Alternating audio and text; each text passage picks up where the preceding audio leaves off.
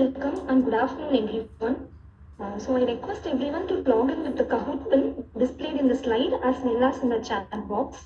The session for day 2 starts with cardiac MRI by Dr. Amarnath sir, Professor and Head of the Department, Government Stanley Medical College and Consultant Radiologist at Scans World.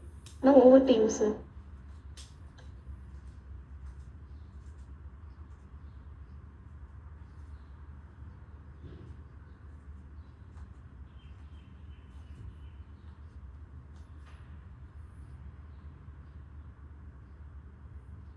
Good afternoon.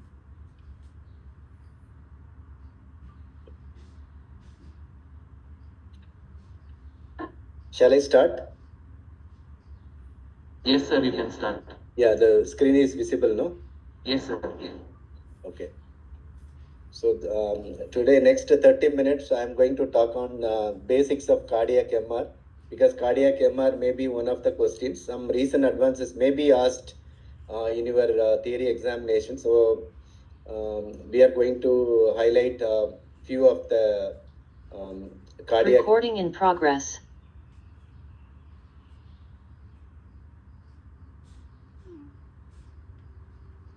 So this is the first question. You have to identify wrongly matched sequence. There are 4 sequences. What is this? Whether this is T1 post contrast, this is T1 mapping, this is T2 star mapping, and this is T1 scout.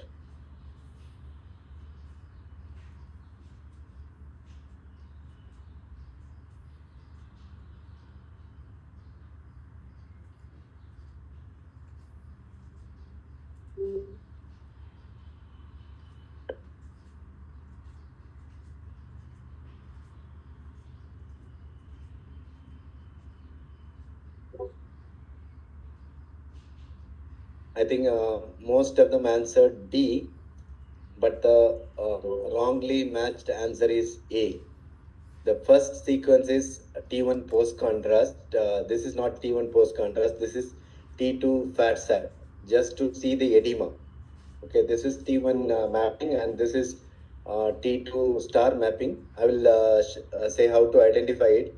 When the liver and the liver value is, if you keep an ROI in both these regions, then you have to consider T2 star mapping, because they are measuring the iron in these regions. So this is T2 star mapping. This is T1 scout.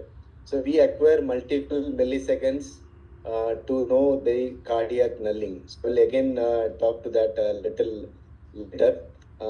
First you have to identify what are the cardiac sequences. The basic sequences for to see the anatomy include the black blood and the white blood sequences. This is T1 IR. This is both the myocardium as well as the blood is suppressed. This is T2 double IR, and this is T2 triple IR. Here the fat also suppressed. So these are the basic sequences. This is the white blood. There may be a Cine sequence, the SSSP sequence. That will assess the functional contractility of the myocardium. Then this is the way to see the pericardium. The normal pericardium you can see in the SSP sequence here. This is T1 contrast, and this is the T1 pre-contrast, and this is the T1 gradient. You can measure the pericardial thickness with this sequence.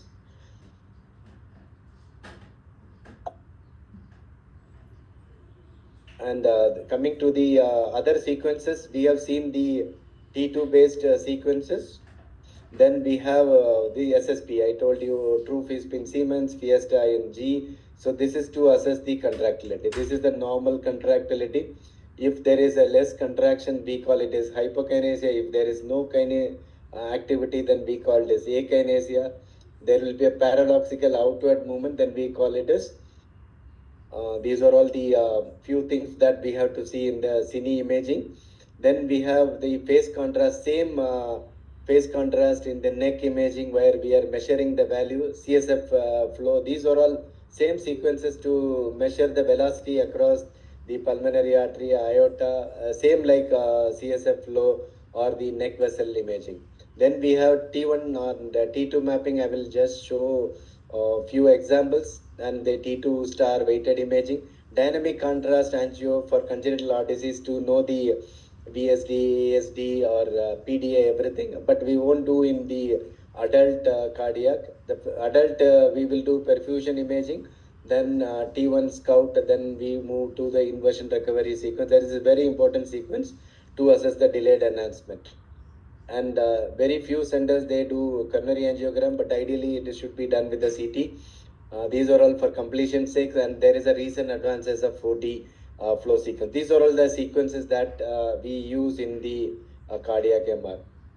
Coming to the perfusion imaging, this is the first set of images. There is no contrast reaches the heart, and this is the contrast that reaches the right side of the heart. You can see the pulmonary vessels also filled. From the pulmonary vessels, the contrast is entering into the LV wall.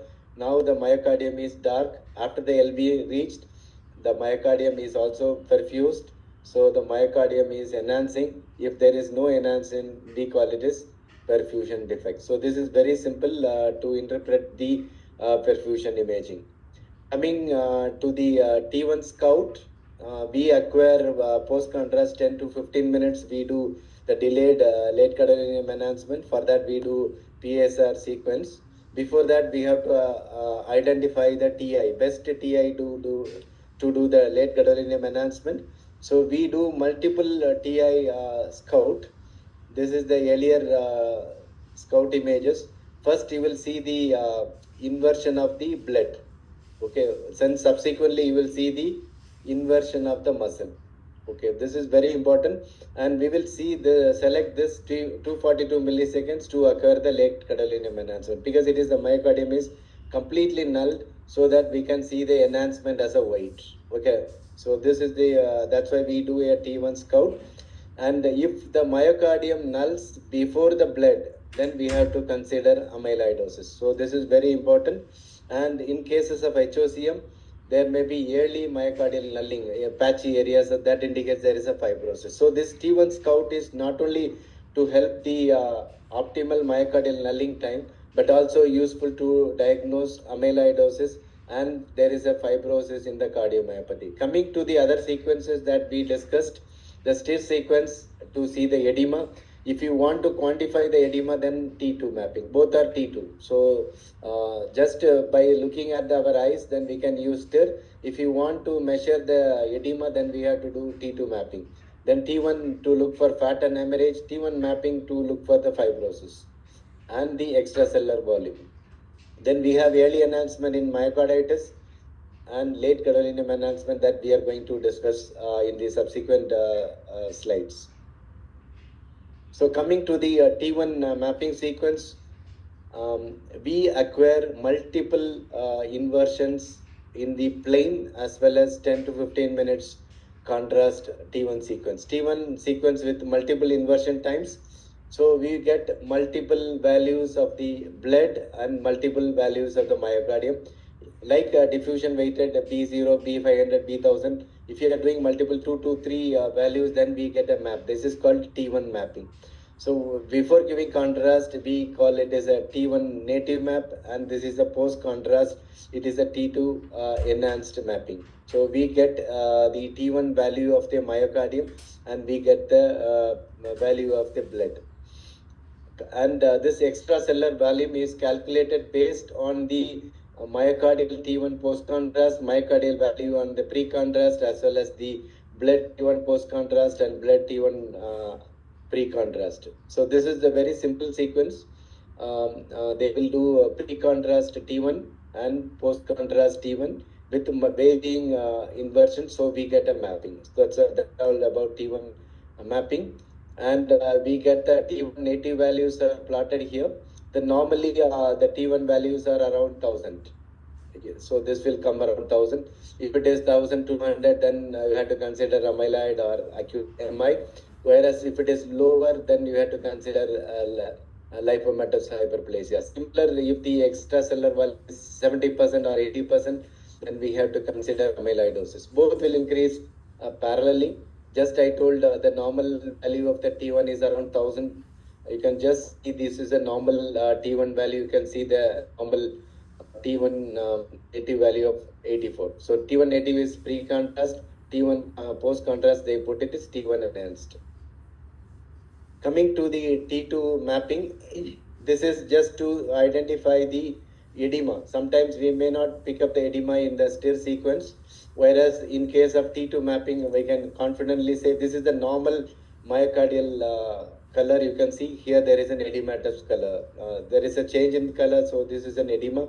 Similar, you can see the normal area, and you can see in between patchy edema. This is the normal myocardium here. In the basal myocardium is normal, whereas the apical ballooning here in Takotsubo cardiomyopathy, you can see the altered edema by looking at the T2 mapping. T2 mapping is just to see the edema, nothing else. Coming to the third mapping, that is the T2 star quantifications. So here we acquire multiple TE in T2 star imaging. This is our multiple TE values. So you will get multiple values. Here we plot the values in the myocardium as well as the liver. So we get both the iron deposition, iron content of the myocardium as well as the liver. Here is an example of a 3 Tesla value. More than 20 millisecond is normal in a 3 Tesla, whereas in 1.5 Tesla it is slightly less because more T2 star effect will occur in the 3 Tesla. Here is one example of hemochromatosis. You can see the iron deposition. Here you can see the dark area within the myocardium, which is less than the muscle. And also you can see the T2 star value, which is less than 10 milliseconds. That indicates there is a severe iron overload. Coming to the summary of the this mapping, this is the normal violet or purple colored myocardium. You can see the altered signal density, the changes in the color, and if it is more dark, then it is iron or Fabry's disease. Similar, this is an extracellular volume. If it is become light color, then there is an deposition of fluid or something else in the extracellular space. If it is again become dark, then it is iron or Fabry's disease. T2 again, this is the normal. If it becomes light color, then there is an edematous myocarditis, and this is the normal yellow colored of the T2 star imaging. If it is dark, all that dark are iron, like a T2 star effect, like a brain. Similar, if you are able to see a dark area within the mapping, then it is more of iron deposition. Coming to the recent development is the 4D flow. Here you can see the volumetric, isometric, time resolved cine sequence, where we can have the 3-directional velocity encoding. So we can measure the flow across the vessels also, whereas we can measure with the phase contrast in only one direction. So this is very useful for aortic disease, pulmonary disease, heart disease, and vessel flow across the VSD. Everything can be done. So this 4D is the recent advances. These are all the few parameters that we measure in the 4D flow. Pulse wave velocity, we measure the turbulent kinetic energy and the kinetic energy. These are all the measurements that we do in the 4D flow. So these are all about the advances, sequences in the cardiac MR. Coming to the second section, that is the segments. This is very important because when you are reporting cardiac MR, we should know there is a 17 segment model proposed by the American Heart Association. And this is the basal left ventricle, this is the mid left ventricle, and this is the apical left ventricle, and this is the apex. And in the basal ventricle, there are 6 segments. This is the basal ventricle, there are 6 segments. In the mid ventricle, there are 6 segments. This is the second one, is a middle one. The third one is the apex, which has 4 segments, and this is inside. This is an apex, this is an apex, and this is marked here. So this is a 17 segment model. How to identify segments is, this is the anterior segment in all, this is anterior segment, this is anterior segment. Below is the inferior, inferior, inferior. So everywhere anterior and inferior is same, anterior and inferior wall, anterior and inferior wall, whereas the apex is separate. Okay, this is the septal. So this is septal wall and this is the lateral wall. So in the apex, apical segment, 4 segments are clear. Apical, the anterior, inferior, septal, and the lateral wall. Whereas in the septum, here in the basal and the mid divided into androseptal and infroseptal. the lateral wall is divided into anterolateral and this is the infrolateral. So these are all the segments, and the arterial segments supplied by LAD has 7 segments, whereas the rest of them has 5 segments. So this is the LAD territory, this is the LAD territory, and this is the circumflex territory. The inferior and the infrolateral wall is the right coronary artery. So these are all the territories given in different colors that we should know. So this anatomy is very important. It is 17 segments, basal, mid and apical and the apex, 6, 6, 4 and 1, 17 segment that is marked different region. Just to show you, this is the androseptal anterior wall, this is the LAD, and you can see the anterolateral and the infrolateral wall is also involved. So this is LAD plus LCX is also involved. So this is the left main coronary artery involvement. Whereas in this case, you can see the inferior and the infroseptal wall is involved. So this is the right coronary artery territory. So infarcts is involving only the territories, either LAD or left circumflex or combined or RCS. If it is a multiple triple vessel, then it can involve any of the territories. So coming to the next question, identify the wrongly matched delayed gadolinium enhancement, late gadolinium enhancement, whether this is a diffuse subendocardial, this is the epicardial, this is the subendocardial, or this is the transmural enhancement.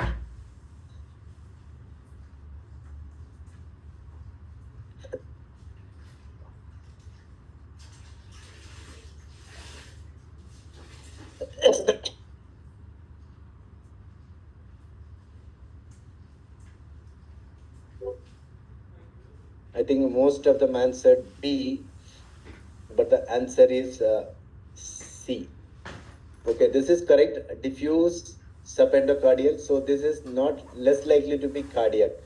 This vascular ischemic heart disease will be in one particular territory or maybe multiple territories, but not diffuse subendocardial. This diffuse subendocardial enhancement is typically seen in amyloidosis, myocardial fibrosis and all. So this is typical of amyloidosis. Here you can see the epicardial enhancement. You can see there is an epicardial enhancement, and this is not the transmural. Transmural I have already shown in the previous question. You can see there is a thinning and the entire muscle is involved, then only it is called transmural enhancement. Here only the patchy mid myocardial enhancement. So the answer is mid myocardial, not the transmural. This is a mid myocardial enhancement seen in case of dilated cardiomyopathy and HOCM. You will see the mid myocardial enhancement.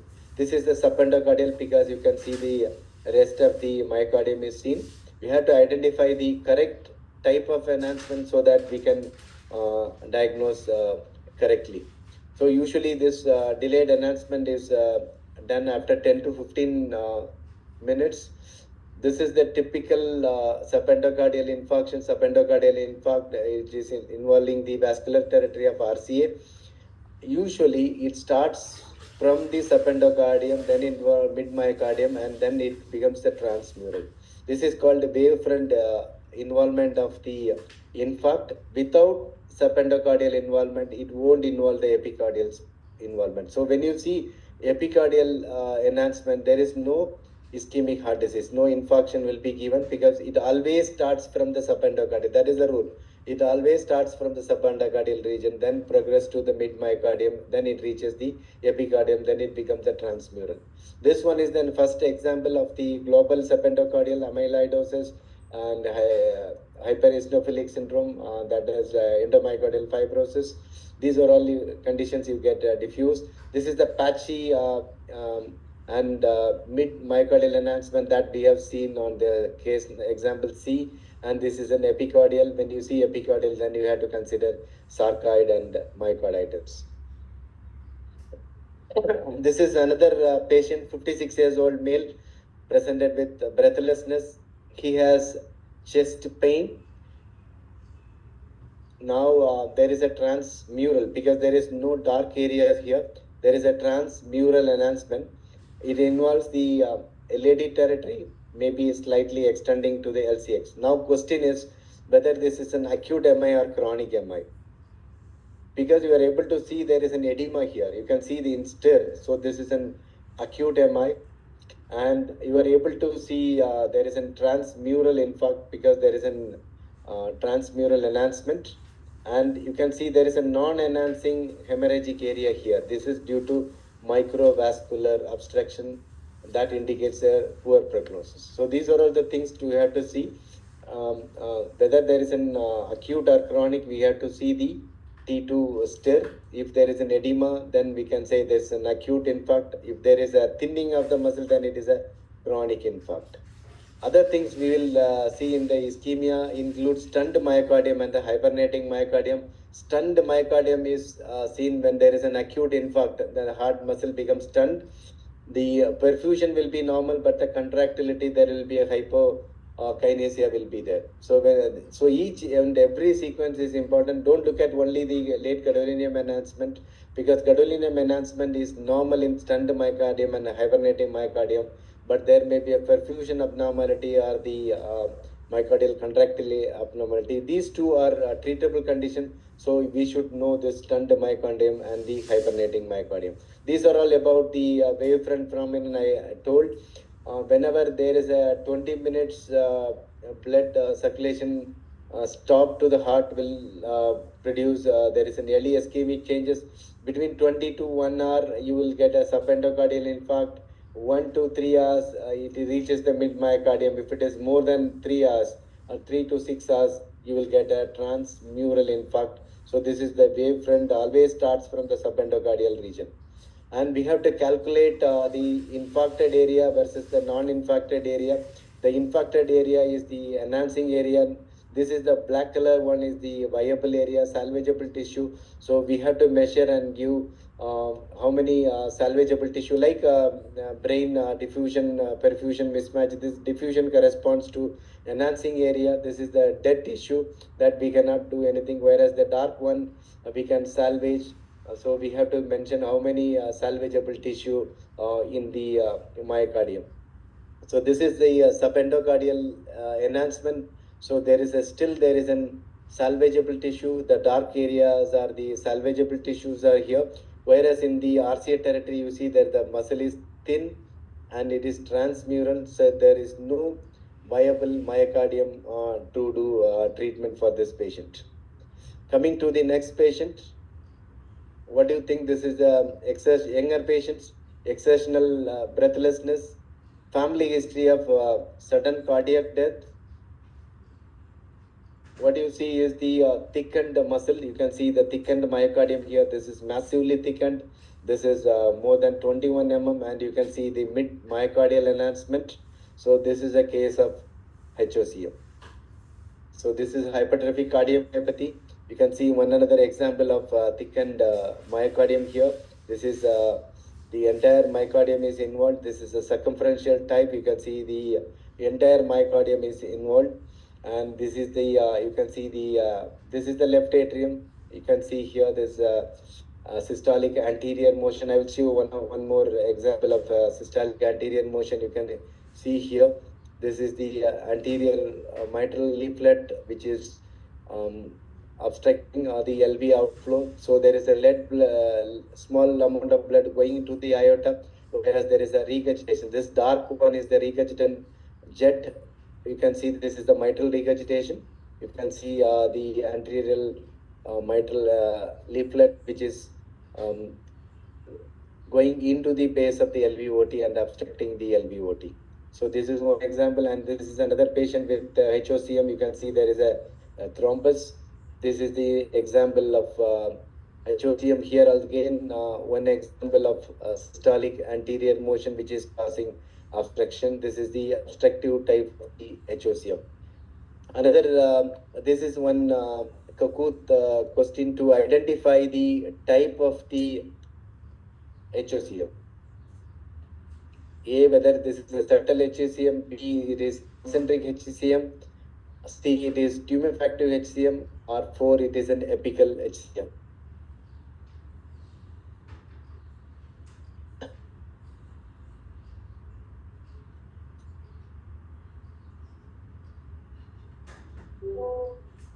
I think most of them answered this time correct. This is not tumefactive. This is the mid ventricular. So you are correct.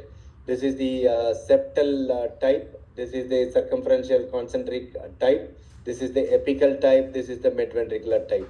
Sometimes there may be a tumefactive type that will be seen as a mass, and you have to differentiate that from the cardiac tumor. Cardiac tumor shows intense homogeneous enhancement, whereas HOCM I have shown mid myocardial enhancement, whereas HOCM will show the contractility along with the muscle. It will contract, whereas the tumor will not show contractility.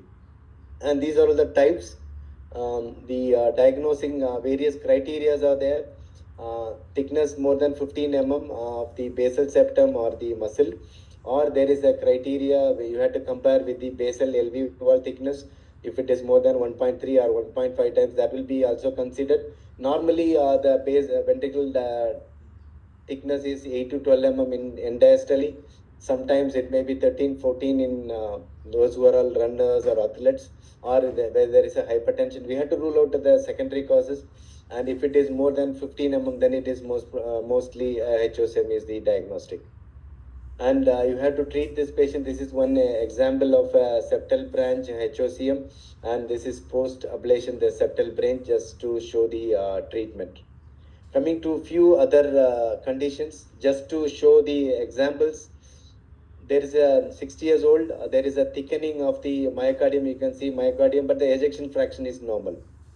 And you see there is a global subendocardial enhancement. Global subendocardial enhancement I told earlier, and there is a transmural enhancement also.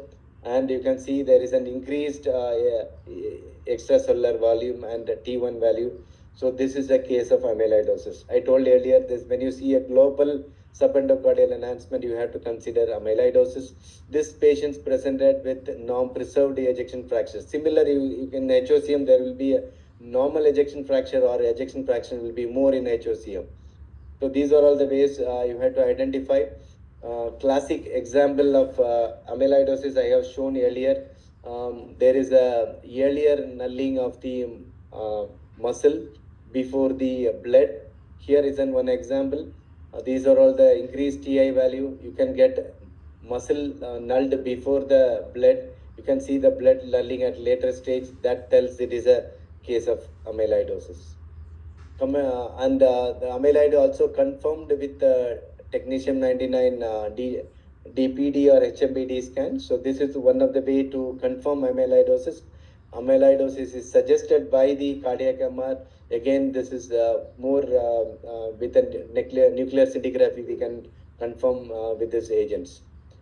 This is another patient, 25 years old patient presented with palpitations.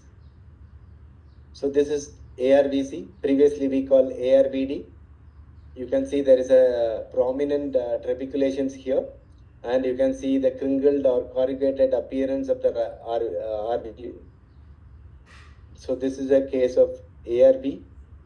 There is a multiple criteria are used. Most commonly used is European Task Force criteria to diagnose this condition. This is the most common condition we get for cardiac MR. And you can see global hypokinesia. There is no contractility also. Ejection fraction will be 30 or 40, very less.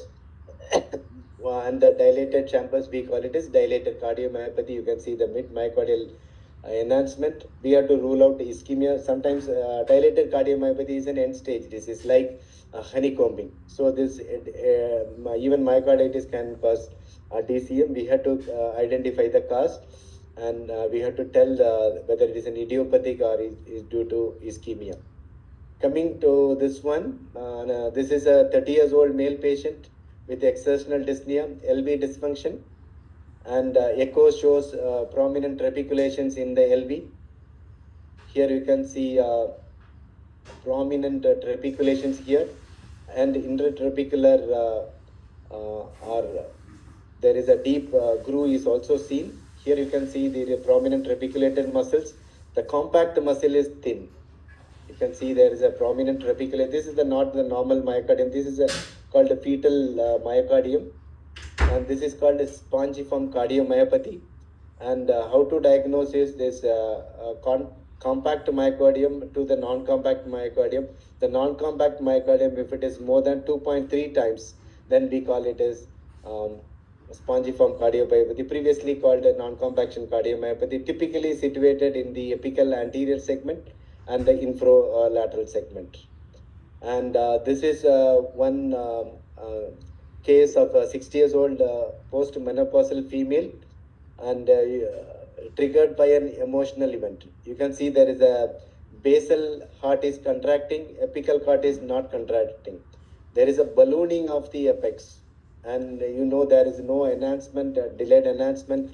This is nothing but a Takotsubo cardiomyopathy. And why this name is because of this the Japanese name for this octopus trap. That's why they put this Takotsubo cardiomyopathy. And this is the typical apical ballooning with hypokinesia, whereas the basal heart is contracting normally. Coming to the cardiac tumors, when you see a cardiac tumor, it's a 5 years old child, and when you see a tuberous sclerosis, it is very easy to diagnose rhabdomyomas.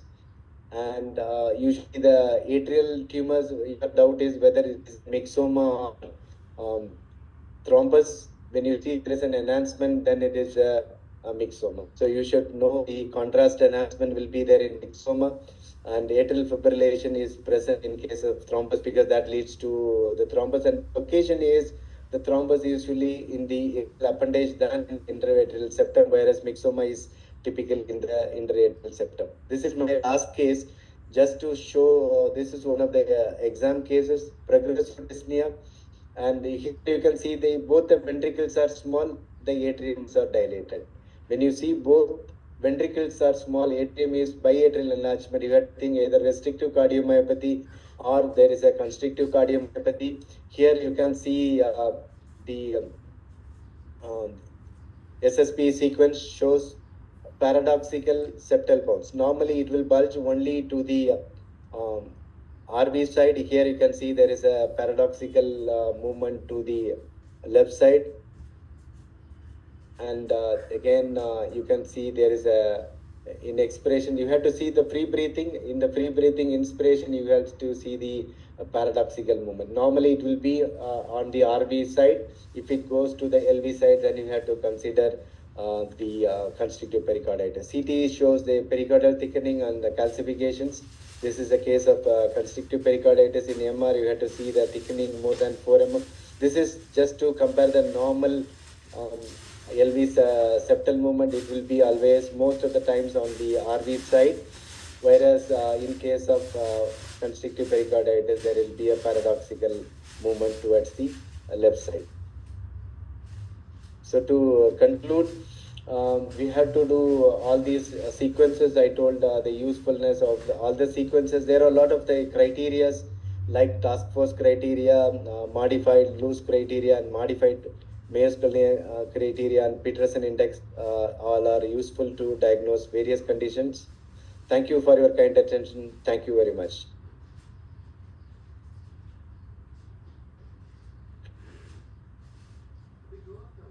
Yes, sir. Next session will be on chest radiograph by Dr. Kanimuni, consultant radiologist at Samitra Scans. Over to you, ma'am.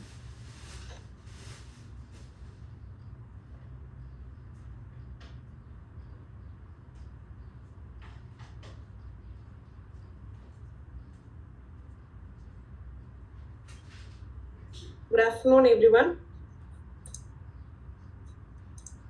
And let's begin through chest X-rays. So, objective of this talk is mainly to become familiar with selected imaging signs in thoracic imaging and to appreciate their diagnostic and clinical significance. So, what is a sign? Something visible or evident that gives grounds for believing in existence or presence of something else. So, these questions you can answer through Kahoot app. First question is here. Locate the abnormality in these radiographs. Which is the abnormality?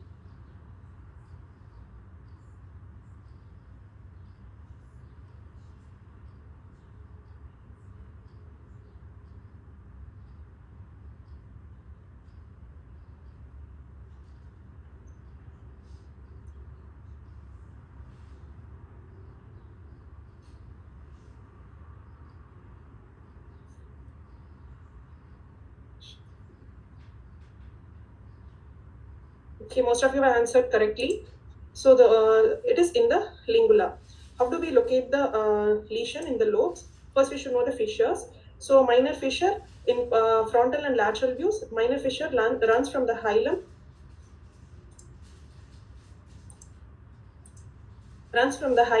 to the sixth rib on the axillary line, and the major fissure on lateral views, it runs from the T45 spine to the near cardiophrenic angle. Okay, so the answer is lingua. So next question, what is silhouette? You can answer this through Kahoot!.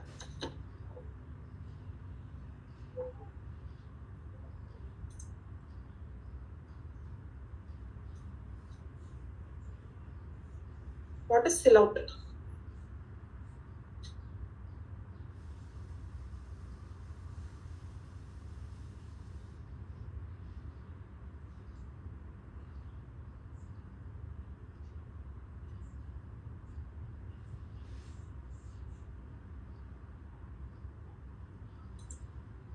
Okay, silhouette means the outline of an object, that is the dark shape or outline of something visible against a brighter background. Okay, so what is silhouette sign means loss. So in order to cause loss of silhouette, the two objects should be in the same plane and in the same density. So in this chest X-ray, you can see normal heart silhouette, and when there is a opacity and that is in the same density and same plane as in the left cardiac border, it will cause loss of right heart silhouette. So this sign is used to locate the plane of the lesion. Okay. So for example, here you see opacity and there is the silhouette sign, that is loss of silhouette of right cardiac border, then the lesion is in the right middle lobe. Here there is opacity in the right lower zone, but the right cardiac border is well seen. So the lesion is in the right lower lobe. So again here you see opacity that is in the left lower zone, and there is loss of silhouette, that is cardiac silhouette sign is there, and the lesion is in the left lingula. Here similarly there is a opacity in the left lower zone, but you see the left cardiac border clearly. So it is in the left lower lobe. So similarly, based on where the silhouette sign, we can locate the lesion. So if the lesion, there is a silhouette of the right diaphragm, then the lesion is usually in the right lower lobe with basal segments. And if the right cardiac border is silhouetted, then it is loss of silhouette is there, then the lesion is in the right middle lobe, medial segment, or in the anterior mediastinum, and the right here ascending aorta. If there is a loss of silhouette, then the lesion is in the right upper lobe, and here similarly in the aortic knuckle, then it is in the left upper lobe or posterior segment of the lower lobe, and here in the lingula, loss of the left cardiac border and the left dome of diaphragm. It is from the basal segments. So next question, you can answer this. Identify the golden S sign.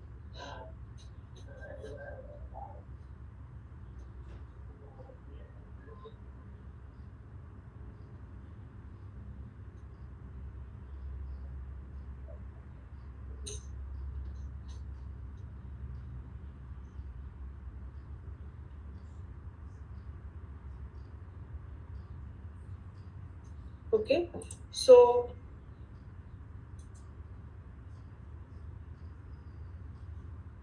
S. Golden S sign, this is A. Golden S sign is due to a mediastinal lesion or hilar lesion that is causing a right upper lobe collapse. It takes the shape of S, and it's the golden S sign. Okay, so this image here you can see a clear, very nice air crescent sign that is seen in an intracavitary lesion, and here you see silhouette sign, that is loss of left cardiac border, and here you see opacity here. This is the left upper lobe collapse. So golden sign is seen in the right upper lobe, mostly due to a primary lung mass. And what are the other signs, non-specific signs of lung lobe collapse? Elevation of the hemidiaphragm, crowding of the same side ribs, shift of the mediastinum and trachea to the same side, and pulled up hilum in upper lobe collapse. Okay, so this is another next easy question. Identify the Lufsich's sign.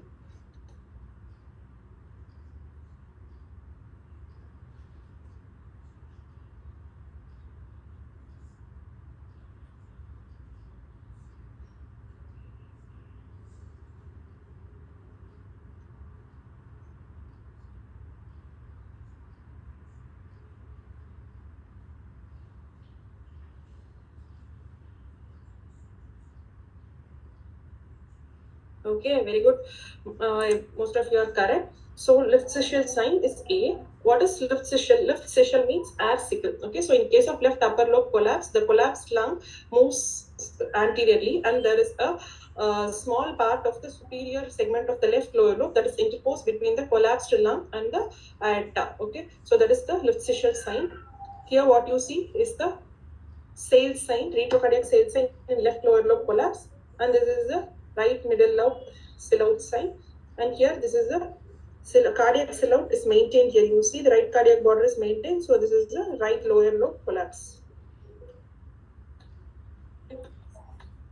So the left sessile sign explained here. Say the upper lobe and small area of the lung that is here, and bowing of the fissure, left oblique fissure, and the haziness is there throughout the upper lung, upper field. Okay, so this is a Weil sign, otherwise known as Weil sign in the left upper lobe collapse. Okay, so this is another the same, we saw the image there. This is a Sale sign or in the left lower lobe collapse, retrocardiac Sale sign. So collapsed left lower lobe is displaced medially, and that is increased density with sharp margin that are superimposed on the heart shadow, as they both are in the different planes. Okay, so and this is other sign is flat waist sign due to the flattening of the contour of the aortic nerve. These both signs are seen in the left lower lobe collapse. So what is this? This is another spotter. You can see lower lobe lesion that is supplied by a branch from the descending aorta. Bronchopulmonary sequestration that we saw for collapse is a juxtaphrenic peak sign or diaphragm tenting sign or Catan sign. And here you see right upper lobe collapse with the mediastinal shift, ductal shift, and this sign. Okay. So next question. A known case of answer this known case of DVT with acute breathlessness. Which one is incorrect sign in this situation?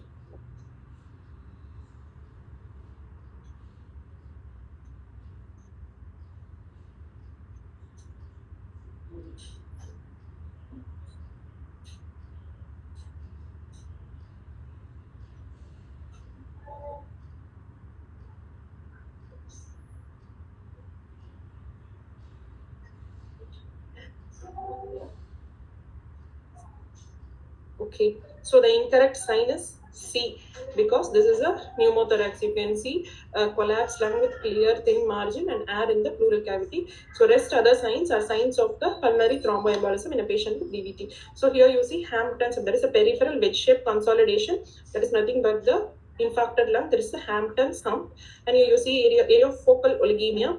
Okay, so this is in the Westermarck sign, and this is a enlarged pulmonary artery, that is Fleischner's sign, and other signs include Palla sign, that is the enlarged descending right pulmonary artery, and when the descending enlarged artery has a sudden cutoff, that is the Chang's sign. So area of focal oligemia, this is a Westermarck sign, and dilatation of the central pulmonary artery. Here you see that is at the point of obstruction, there is the Fleischner's sign.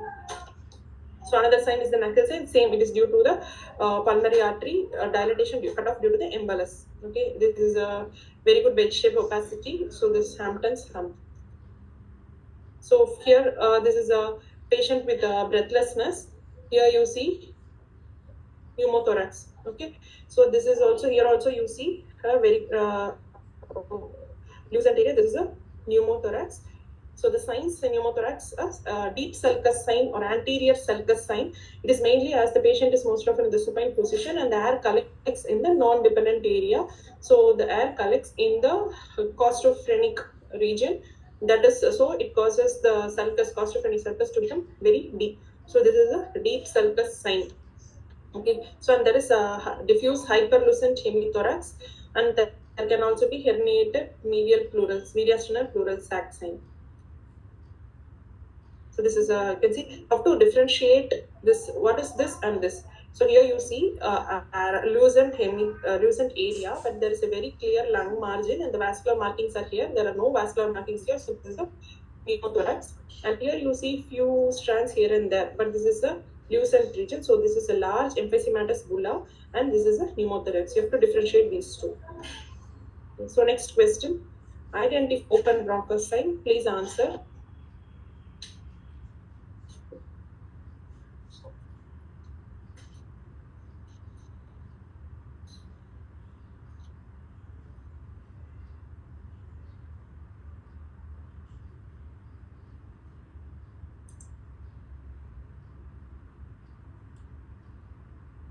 Okay.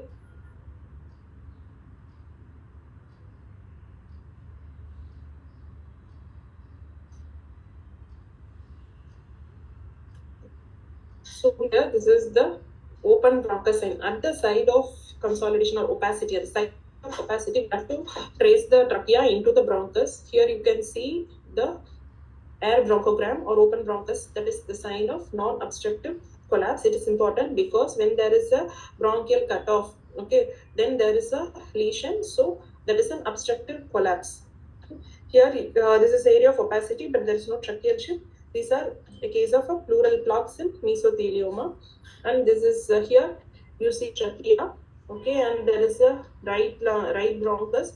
We don't see the left bronchus at all, but the mediastinum is shifted to the same side of the opacity. So this is a case of pulmonary hypoplasia with absent left main bronchus.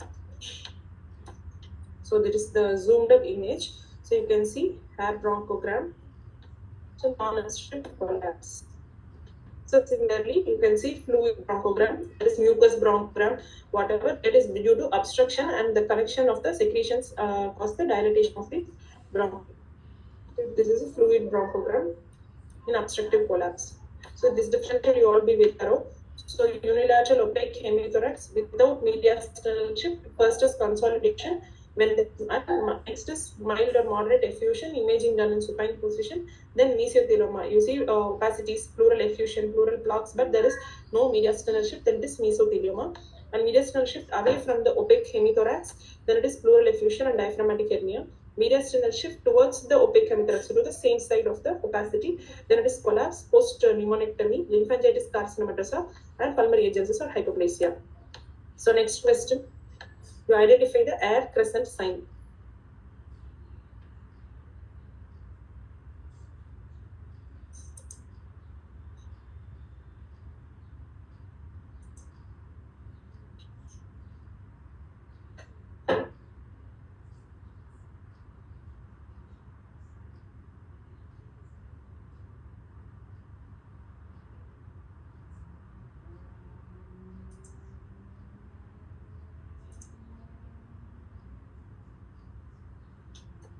Okay.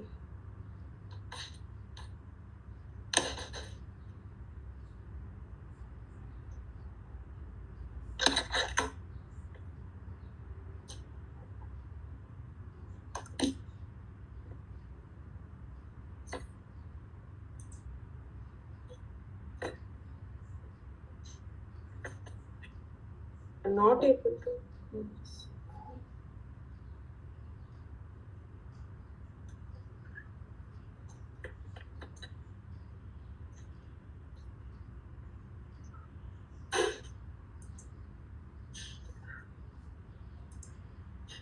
Sorry. Okay, so here you can see a very clear, there was some issue. Okay, here you can see a very thin lucency here. So this is the air crescent sign. And this is a fissural effusion, that is the pulmonary pseudotumor.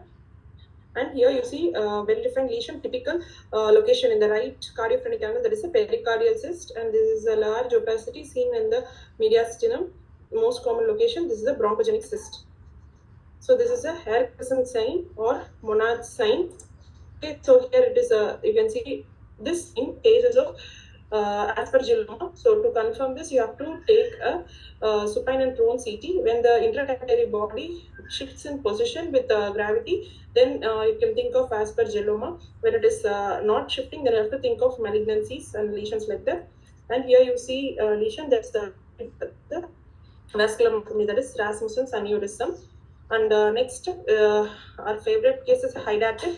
So this is called a composite. So other signs in case of hydatid, this is a serpent sign, and you can see mass within mass sign. Okay, so then the other crescent or meniscus sign. Then water lily sign. So all these are different stages of hydatid. When the membranes are ruptured, you see the serpentine and they collect in one side, membranes collect in one side after expectoration of the contents, that is mass within a cavity sign. Okay. So serpentine and this is mass within a cavity sign. We have to know this differential diagnosis of pulmonary cysts.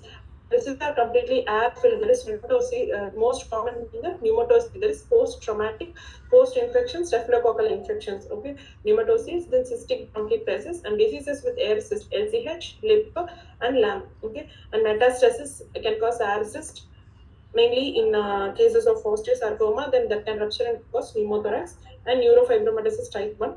Fluid-filled cysts, these are the congenital cysts. Most commonly, bronchogenic cyst and congenital pulmonary artery malformation, CPAM or CCAM. You have to know the classification. And fluid-filled cyst is hydatid cyst. So next, identify this sign. So this is nothing but the bat wing sign in acute pulmonary edema. So you see diffuse bilateral perihilar opacities. Okay, ground glass opacities. So perihilar opacities, the differential diagnosis, first most common is the pulmonary edema, especially cardiogenic pulmonary edema, then pneumonia, pneumocystis pneumonia, and pulmonary alveoloproteinosis, pulmonary hemorrhage as in Goodpasture syndrome, and some malignancies like lymphoma, leukemia, and adenocarcinoma. We will also should know of reverse bat wing pulmonary opacities or photographic reverse of pulmonary edema, that is in chronic eosinophilic pneumonia. Okay, so this question you can answer. Identify holy leaf sign.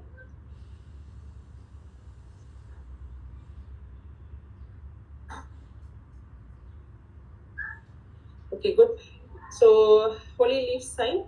This is the holy leaf sign. Okay, very sharply marginated, angulated areas of pleural plaques. This is holy leaf sign B, but many of you answered as A. So this is nothing but the progressive massive fibrosis. There's a bilateral confluent areas of opacities that is mostly seen as a terminal stage in the Kohlberger pneumoconiosis and silicosis. This is PMF, progressive massive fibrosis. Here you see areas of opacities here and there, and this is a case of TB. And these are opacities, the pleural plaques with pleural effusion, no mediastinal shift. This is a mesothelioma. So holy leaf sign, you see this in case of asbestosis. So pleura is the first main area of involvement, and when these pleural plaques extend diffusely, and they can also cause areas of atelectasis. These are known as round atelectasis, and these cause sign called crow feet sign or comet tail sign. Okay, so pleural plaques are most common, and they are mostly seen in the undersurface of the ribs, diaphragmatic pleura, and they're sharply angulated, and these are called as holy leaf opacities. Okay. So pleural effusion is there, but it is common finding, and diffuse pleural thickening is non-specific, not very specific for asbestosis, and rounded atelectasis, it is due to the pleural thickening with parenchymal bands. Next, pleural calcification. What are the differential diagnoses for pleural calcification? First is the old empyema, old hemothorax, and the calcification is in the near inner surface of the greatly thickened pleura. It is unilateral. And asbestosis inhalation. Small curvilinear flocks are seen in the parietal pleura. Next is silicosis and talc exposure. So this is a table that you should know. Mnemonic that says the lobar distribution involvement of the diseases.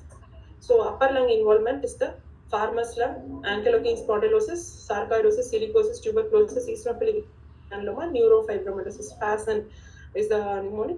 And lower lobe distribution, it is BOOP, that is bronchiolitis organizing pneumonia. Asbestosis is lower lobe predominance, and drug-related interstitial lung diseases and aspiration pneumonia, scleroderma, and all these interstitial diseases are more in the lower lobe. So this was another radiograph seen. So here you see multiple opacities in both lobes of the lung, and CT you see areas of opacities. These are nothing but the TB empyema. Okay, so how do you differentiate empyema from abscess on a radiograph or CT? So empyema can be fully opaque, or it can also have an air fluid level. Abscess can also have an air fluid level. Abscess is intrapulmonary within the parenchyma. Empyema is in the pleural cavity. So the sign is, in the contrast CT, you can see a split pleura sign. There will be enhancing layers of parietal and visceral pleura in case of an empyema. In lung abscess, it will be only lung parenchyma. You will not see the split pleura sign. So this is a case of tuberculosis. Here you see calcification here and there. So these are the calcified tuberculous nodes, and here you see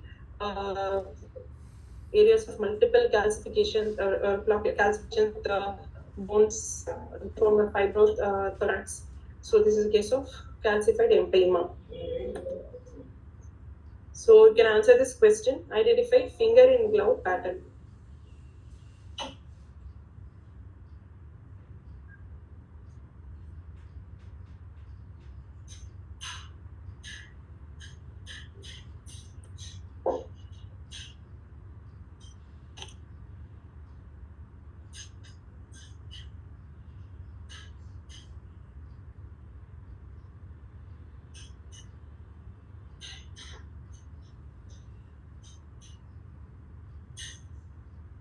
Okay, very good. Finger in glove pattern. You can see here, this is the finger in glove pattern, branching opacities that give you the appearance of finger in glove or hand in glove. And this you can see scimitar sign. Okay, and you see multiple pulmonary nodules. And you see defined brown opacities. This was a case of pulmonary malformation. So this is the finger in glove. So what are the differential diagnoses for finger in glove or hand in glove, glove finger appearance? ABP, allergic bronchopulmonary aspergillosis, cystic fibrosis, and mucoid impaction. Here you see a case of opacity and surrounding hyperlucency. This was a case of bronchial atresia. It is due to a focal obliteration of the proximal segment of the bronchus, which causes obstruction, but the surrounding airway goes in for hyperinflation. So the bronchi distal to the atresia becomes filled with the mucus, and this is the mucocele, and surrounding area goes in for hyperinflation and air trapping. So this is bronchial atresia. So here this is a what is this? Canon metastasis, and this is lymphangitis carcinoma. So you can see reticulonodular pattern, bilateral pleural effusions. Okay. And here you see mastectomy. That is why we are straightly telling this lymphangitis carcinoma. So you can see left breast shadow, right breast shadow is not seen. So in the post mastectomy status, you see reticulonodular opacities and pleural effusion. Okay. So this is what identify the sign and what is the cause. So here you see a lesion. This is a lesion appears to be the density is equivalent to that of the bone. Okay. So this is a bone lesion. There is a lytic lesion in the bone with the scalloped margins. This is nothing but fibrous dysplasia. Okay. So the signs are extrapleural signs. So the name of the signs that you are supposed to know are extrapleural signs. One is cat under the rug sign. So it is like this. Okay, so there is a peripheral sharp inner border and indistinct outer border. There will be tapered margins that are obtuse angle. Okay, so the signs are cat under the rug. It looks like a cat under the rug or a pregnant woman in profile. So you can see the tapered margins and obtuse angles here. So these are signs of extrapleural lesion, extrapleural sign. So this image shows you what is this is a intrapulmonary lesion. That is pulmonary lesion, lung lesion. This is a pleural lesion, and this is a extrapleural lesion that is either from the chest wall muscle, bone, or outside. Okay, so this pleural based lesion and the extrapleural lesions will cause obtuse angle, and both the lesions will displace the pulmonary vasculature and they'll be centered along the chest wall. Okay, so main differentiation between these two will be extrapleural fat. So this is the extrapleural fat. When it is a pleural based lesion, it will displace the extrapleural fat outwards, and when it displaces from the bone, then it will displace the extrapleural fat inwards. These two can be well appreciated in the CT, and these signs are in the radiograph. Okay, extrapleural sign, cat under the rug sign, pregnant woman and profile sign. So here also you can see lesion with the obtuse margins. There is a well-defined medial margin, ill-defined lateral margin. Lesions are different. It can be either from the bone or it can be from the neurovascular bundle under the ribs. Okay, so this is example of a extrapleural sign. So this is another case where you see lesion, oval shaped lesion. So this is a typical appearance. Fascicular sign and target sign are typical appearance of a neurogenic tumor. So these signs you should know in a neurogenic tumor. There will be fascicles. The nerve fascicles are seen, and target appearance will be seen, and split fat sign will be seen. Okay, so these are other examples. Here you see a lesion with ground glass opacity. So this is fibrous dysplasia. Here you see the chest wall lesion. Okay, so when there is erosions in the bone, we'll be thinking of aggressive malignant tumors. So like Askin tumor. So this is Askin tumor is a primitive neuroendocrine tumor, and this is extra pleural lesion. You have incomplete border centers. You see one border, the other border is not seen clearly. Next is another pleural based lesion. It can be solitary fibrous tumor. So these are extra parenchymal lesions. Okay. So in this question, you can answer through app. Identify fibrous dysplasia in these 4 images.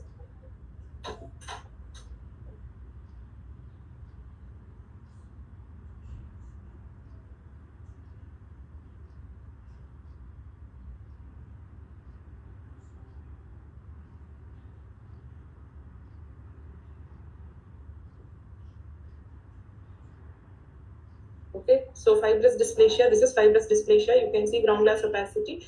No much of soft tissue or periosteal reaction. So this is a long lesion in a long bone, as our sir says always.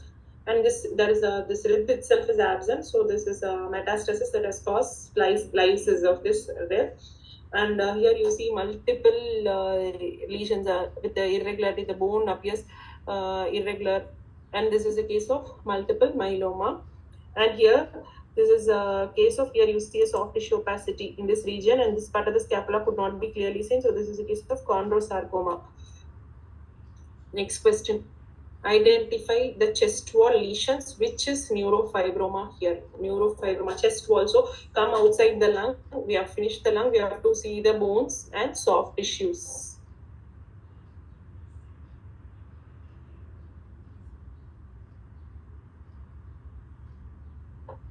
Okay, so this is a neurofibromatosis. You can see the cutaneous lesions here in this image. So you'll be seeing the cutaneous lesions here in D.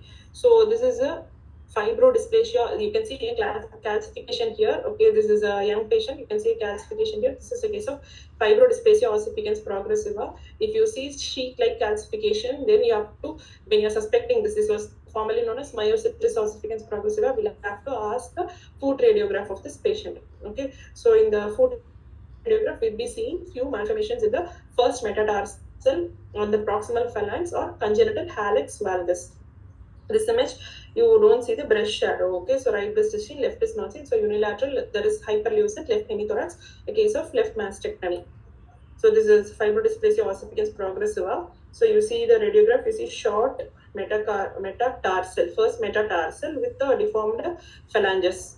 Okay, so this one, you can see calcifications here, rice grain calcifications in the chest wall soft tissue. This is a case of myocystic sarcosis. This is neurofibroma.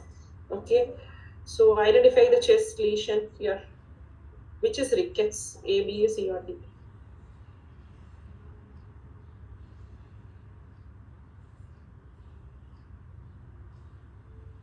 Okay, most of you will be right here, I think. So this is a case of rickets. You can see expanded anterior end of the ribs.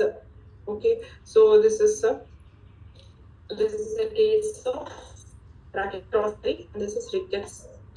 Okay, so here this, you just see the left clavicle. So the lungs look normal. You see the cardiac shadow is normal. The bony thorax, have to come to the bony thorax. Ribs are okay. Then you see here the left clavicle shows sclerosis with the periosteal thickening. So this is a case of chronic sclerosing osteomyelitis. When you get the similar appearance in clavicle, that mainly in the medial end of the clavicle, you have to think of other conditions like chronic recurrent CRMO, chronic recurrent multifocal osteomyelitis. That is an inflammatory condition most commonly seen in the children. Is multifocal osteomyelitis. This and then SAPHO. Okay, synovitis, acne, pustulosis, hyperostosis, and that will also involve the clavicle most commonly in this medial end.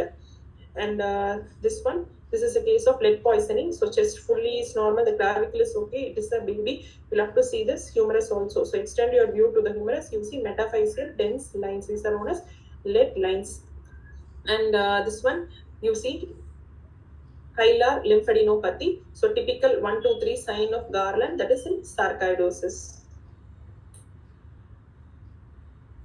So this is the last slide for this presentation, and so 10 commandments that this every slide of this is given by Amarnath sir, and thank you sir for giving me this opportunity. So look beyond the obvious, and mostly that one we have to do. We have to look beyond the obvious. Okay, and another one is satisfaction of self. Don't be satisfied with if you find. You have to go for more findings. All the best for your exams. The real exams will start after you clear this and when you start reporting daily. Thank you.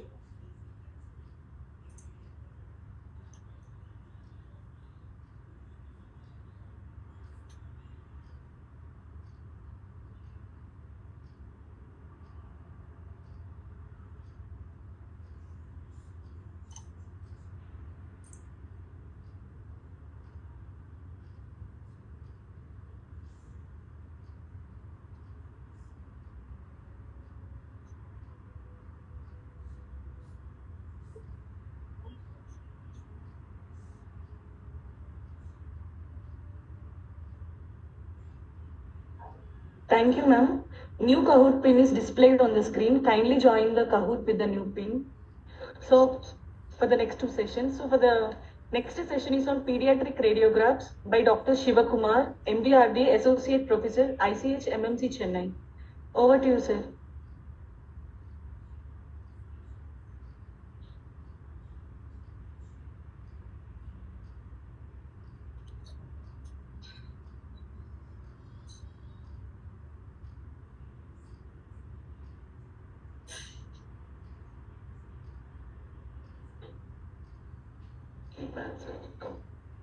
You keep on answering the first 30 questions in the Kahoot app. Later, sir will discuss those questions.